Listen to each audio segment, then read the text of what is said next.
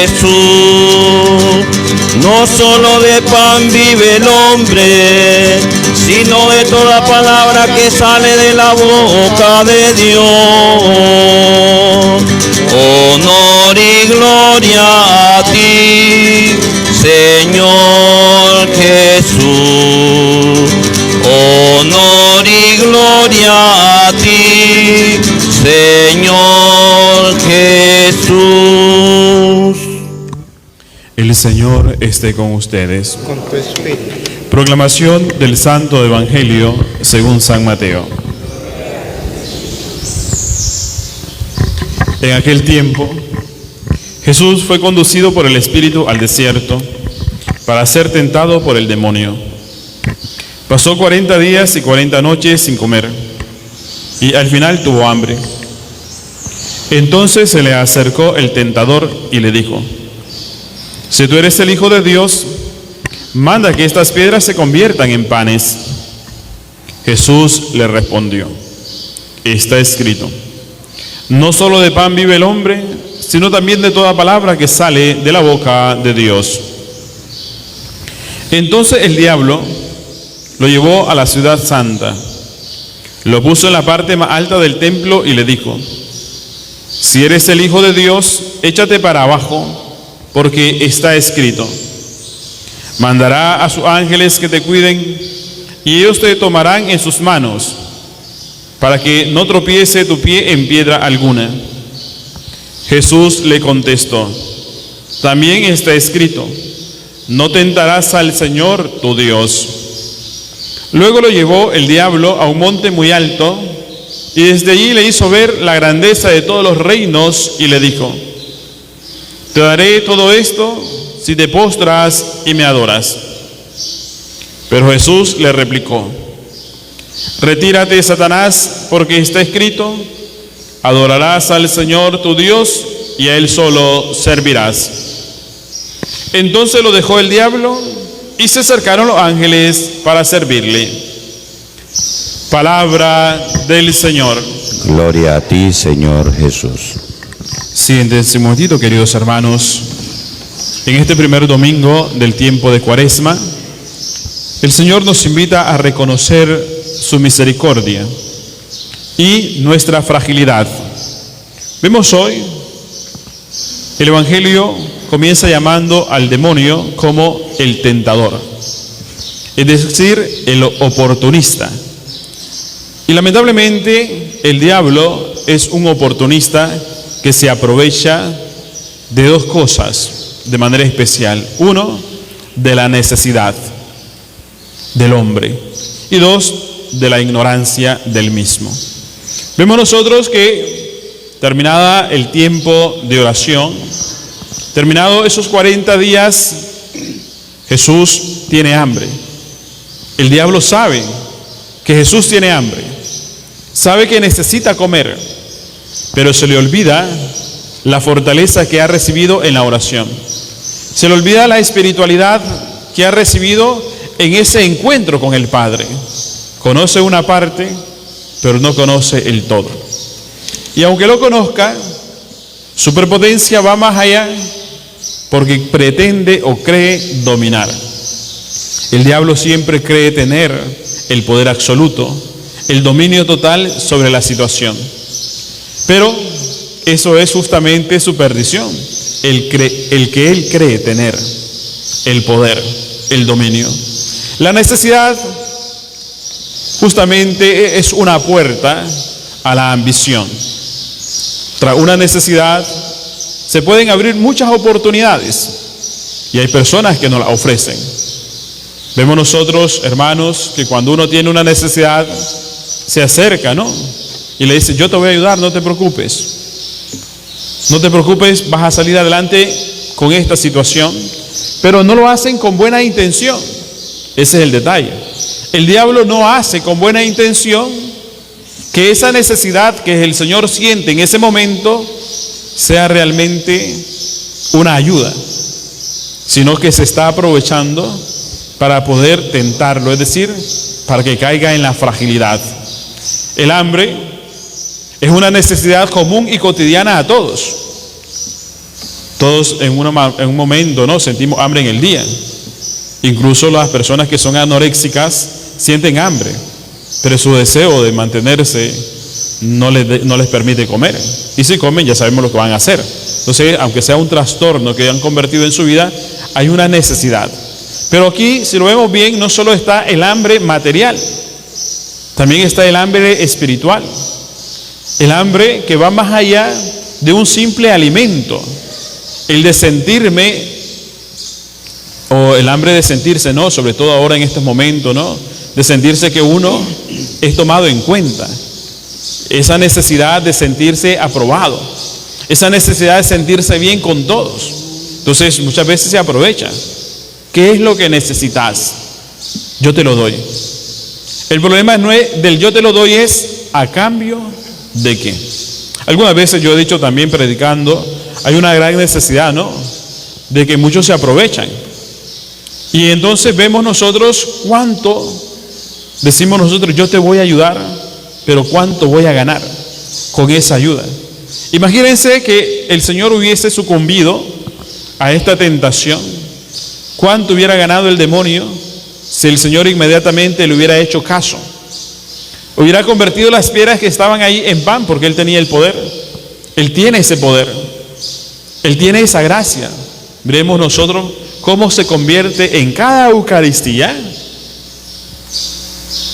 la hostia, el pan, se convierte en el cuerpo y la sangre del Señor.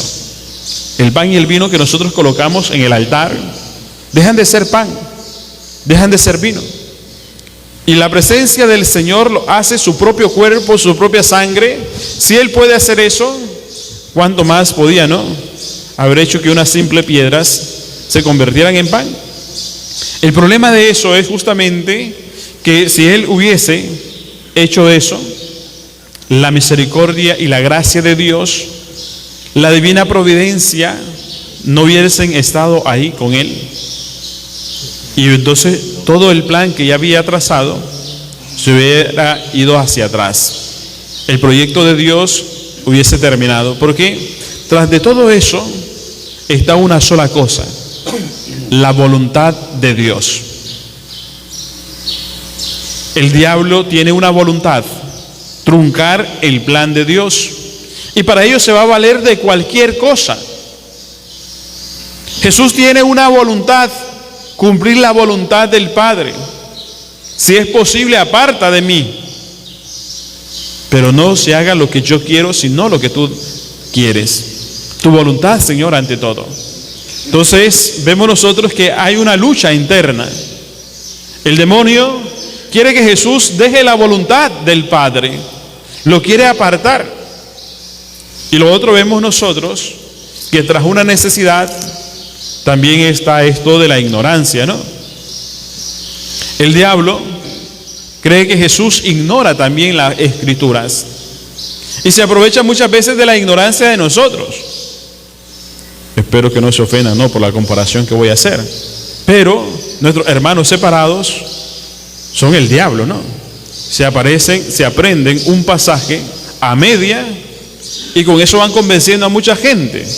No se aprende la otra parte. El diablo dice: está escrito, tu pie no tropezará sobre piedra alguna, está escrito. Ah, pero no leyó el siguiente versículo, ¿no? Y dice el Señor: también está escrito, no tentarás. La ignorancia con que muchas veces nosotros como cristianos caminamos, porque no leemos la Escritura, porque no le ponemos mente a la palabra de Dios, por nuestra pereza de no leer, de no orar, nos permite decir muchas veces a nuestros hermanos separados: tienes razón, no me había dado cuenta. ¿Y cómo te vas a dar cuenta si no lees? Aquel pasaje, ¿no?, del eunuco que va por el camino leyendo la palabra. El Espíritu lleva al apóstol a ponerlo a la par y el apóstol le pregunta: ¿entiendes lo que lees? Felipe le dice: ¿entiendes lo que lees? Y el eunuco le dice: ¿cómo voy a entender si nadie me lo explica? Y aquí nosotros tenemos una doble ignorancia, ¿no? Uno, que no leemos, y dos, cuando leemos, por miedo a que nos digan ignorantes, No preguntamos. Nos quedamos callados. Nos quedamos callados. Ahorita vemos nosotros 2 años consecutivos, estuve todos los viernes, ¿no? En las catequesis de los viernes con la vicaría a las 6 de la tarde en la página de la vicaría, explicando las Sagradas Escrituras. Este año estamos con el Concilio Vaticano II explicándolo, hacer el conocimiento. Son pocos los que se conectan, pero muchos siempre les recuerdo. Si tienen alguna duda, si no entienden algo, escríbanlo ahí. Si yo no lo sé en el momento, yo se los contesto después, pero no se queden con la duda. La peor ignorancia es pasar por inteligente, es pasar por entendido, es pasar por sabios, porque nos da pena. Entonces nuestra ignorancia, que es pequeña, se hace más grande. La ignorancia es muy aprovechada por aquellos que se creen o se sienten intelectuales. La ignorancia es muy aprovechada por aquellos que no saben justamente cómo combatir, cómo pelear, cómo dialogar. Entonces la ignorancia es el alimento justamente de la soberbia y de la prepotencia. El diablo, que es el ser más prepotente y más soberbio que puede existir, yo creo que aquí con algunos hermanos se daría duro el diablo en soberbia, ¿no? En prepotencia, porque es que tienen un corazón tan duro, más que la piedra. Tienen un corazón tan cerrado que no permiten escuchar la voz de Dios, la palabra del Señor. Y vemos que el diablo se está aprovechando, se quiere aparentemente aprovechar de una ignorancia, pero Jesús le contesta con la palabra misma, es decir, le da con la palabra en la boca, como decimos nosotros. Queridos hermanos, nuestra ignorancia es el alimento del protestantismo en la actualidad. Si ustedes ven, la mayoría de los que están con nuestros hermanos separados estuvieron mucho tiempo sentados en las bancas, pero nunca se comprometieron con la iglesia. Estuvieron sentados los domingos, pero por allá venían. Muchos de ellos fueron bautizados en la iglesia, recibieron la primera comunión, recibieron la confirmación, incluso hasta el sacramento del matrimonio. Y tú te preguntas, pero si era católico, ¿por qué se hizo protestante? Si toda su familia es católica, ¿por qué es protestante? Por la ignorancia, por no saber leer las Escrituras, por no tener la gracia y el don del Espíritu Santo en el corazón para poder combatir, para saber qué es lo que se está diciendo. Manipular las Sagradas Escrituras es un pecado, sobre todo cuando tú vas a desviar a alguien del camino de Dios, porque el diablo se está aprovechando, es un aprovechado, como decimos nosotros, ¿no? Se está aprovechando de que se sabe ese pasaje para decírselo al Señor, mira. Y Jesús pudo haber dicho, tienes razón, está escrito, y pudo haberse tirado también, hacer el espectáculo, seguirle la corriente al demonio. Muchas veces nosotros decimos, ay, para que no esté molestando, sí, ahí voy a ir y nos vamos al culto con ellos, ¿no? Es que ya es mucho lo que moleste, es que me invitó y me dio pena decirle que no. Ajá, ¿y por qué cuando tú lo invitas, a él sí le da pena decirte que no? Cuando tú le dices, vamos a misa, si es al mismo Dios que rezamos, ¿no? Ellos no dicen la famosa frase, es el mismo Dios, el mismo Dios. Y si es el mismo Dios, ¿por qué fundaron su propia casa de oración? Si es el mismo Dios, ¿por qué se van? Si es el mismo Dios, no hay necesidad de andar haciendo pedacitos y pedacitos y pedacitos. Si es el mismo Dios, ¿por qué les da pavor entrar a la iglesia? ¿No se han preguntado eso ustedes? Ellos es lo que te dicen, no, es el mismo Dios al que vamos a adorar. Y ahí empezamos nosotros a escuchar las canciones protestantes, ¿no? Muchas veces en nuestras casas le damos la puerta al demonio, entrando y escuchando, ay, que qué bonita la alabanza de los hermanos separados. Es que cantan bonito. El diablo habla bonito, queridos hermanos, y habla con la palabra de Dios. Y es muy dulce su palabra. Él sabe seducir. Justamente por eso hoy Mateo le llama el tentador, es decir, el sutil, para hacer caer a los hermanos. El diablo lógicamente te tiene que hablar dulce para que tú puedas caer. Porque si él te habla tosco, te habla con la realidad y con la verdad, no va a tener seguidores. Entonces te endulza, ¿no? Muchas veces nosotros permitimos, incluso dentro de las Eucaristías, en las vigilias, yo he escuchado en muchas vigilias dentro de la iglesia algunos coros cantando canciones protestantes. Es que después porque son bonitas, dice. Pero un momento, a Dios lo que es de Dios y al César lo que es del César. Por muy bonitas que sean, tú tienes que aprender a decir no. Tienes que aprender a cortar de raíz ese mal. El diablo Dios no le dio lugar al demonio. Y cuando vemos que él quiere ir agarrando camino, ir agarrando confianza, aquí se nos dan 3 tentaciones, ¿no? Es decir, el diablo entra, prueba, y él mismo al ver que tiene un poco de entrada, agarra más confianza y va más adelante, pero cuando el Señor ve, cuando Jesús ve que el diablo está tomando confianza, le tira la puerta encima. Apártate de mí. ¿Cuántos de ustedes, cuando los hermanos separados, que casi toda la semana andan, ¿no? Andan ahí en su evangelización, le han tirado las puertas en la cara?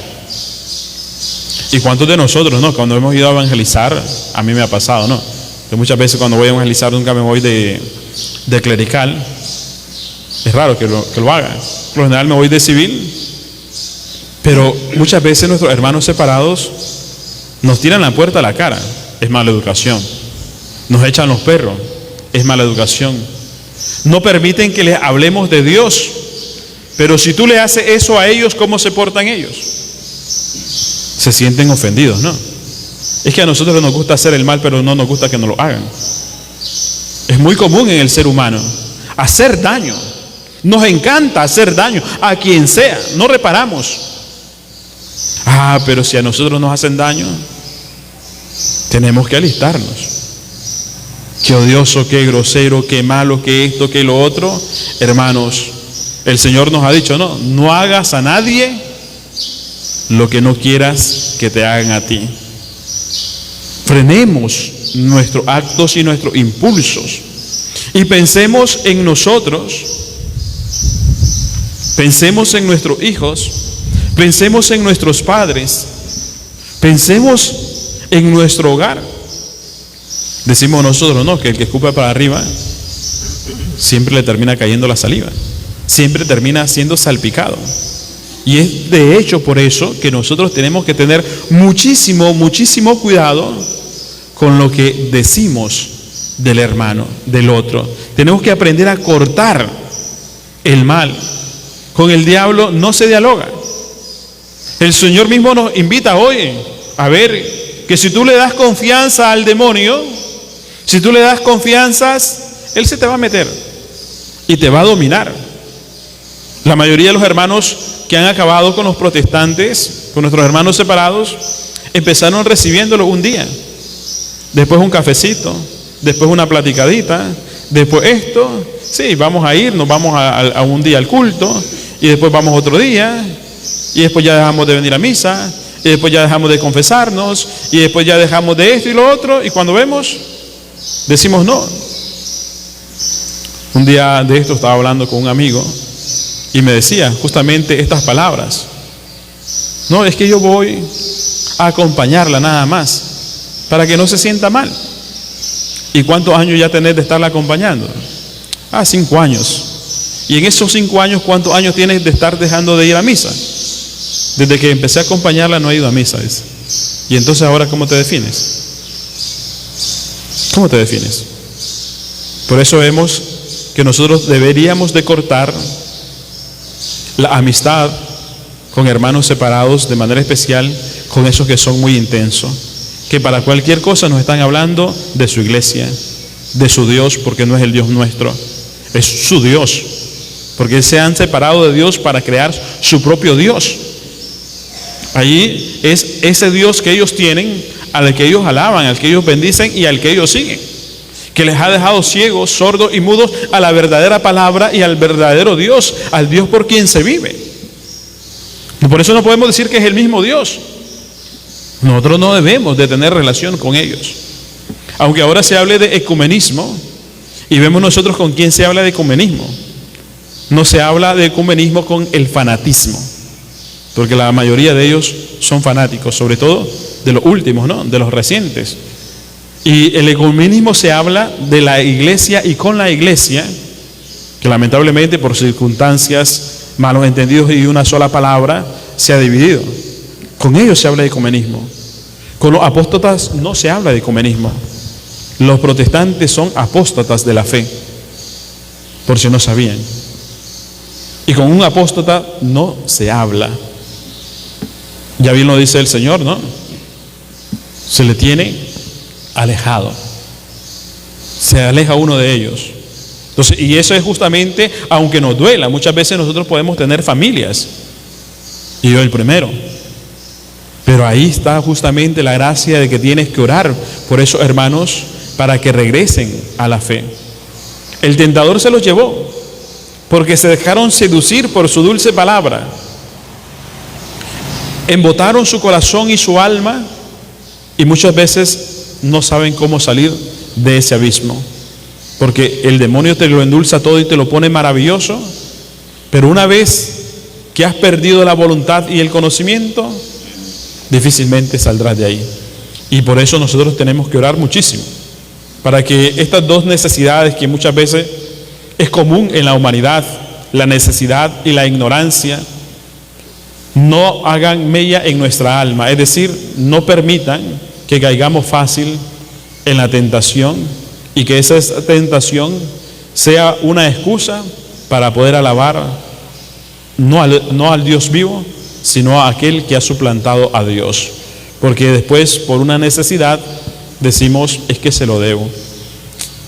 Es que se lo debo. No debamos nada a nadie. Seamos libres. Y que nuestro único deber sea para con Dios, el amor. Y que el amor sea justamente la purificación de nuestra condición de ser personas ante el Dios que vive y reina por los siglos de los siglos. Amén.